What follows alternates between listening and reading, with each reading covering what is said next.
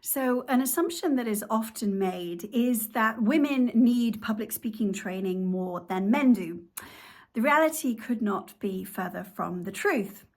I like to think of our communication styles on a continuum where we have the typical, stereotypical masculine aggression. That is often the characterization of how men show up in the world, versus the more passive, softly spoken way that women are often acculturized to appear in society.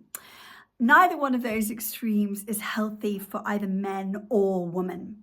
And what I often talk about is that middle ground that's called assertiveness. Now, in North America, assertiveness is often correlated with aggression, but there's a subtlety involved here.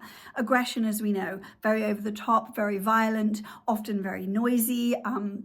Particular world president at the moment is especially good at public speaking in that very aggressive style, which has a lot of correlation with volume, but not true power, as we talked about last week. And then, of course, on the contrary, we have the more passive style associated with, a quiet, softly spoken voice, someone that doesn't demand attention. But assertiveness is that true halfway ground that is about enabling the speaker to communicate effectively their vision, what they need, a request, or a call to action in a way that is respectful of the listener too. It's about putting you both on the same level. So it's neither the aggression that seeks to dominate the listener, nor equally the passivity of someone who doesn't quite believe in the confidence of their voice. But that healthy middle ground that really puts the speaker and the listener on the same level. It's about that empowering idea we talked about, where true leadership is the ability to inspire and encourage others to take action themselves, and not just in that top-down way.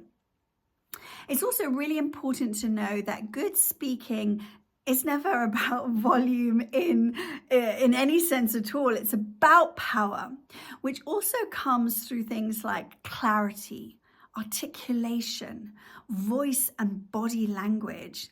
It's a lot of the other non-verbal but equally verbal tropes that we need, such as articulation, the clarity with which you're able to communicate, which is often crowded out by volume, so it can't be put in the same level. We often hear people who are trying to tell you something in a very loud voice, but lack the clarity to be able to hear appropriately. And somebody who speaks only with volume, like the stereotypical masculine paradigm, we often lose clarity and articulation in really hearing what they have to say. Volume also sometimes comes with speed, which means we don't hear again what someone's trying to say. So the ability for both men and women to be centered in how they communicate in a way that empowers the listener just as much as it empowers the speaker is a really critical skill and needs to be learned by both men and women.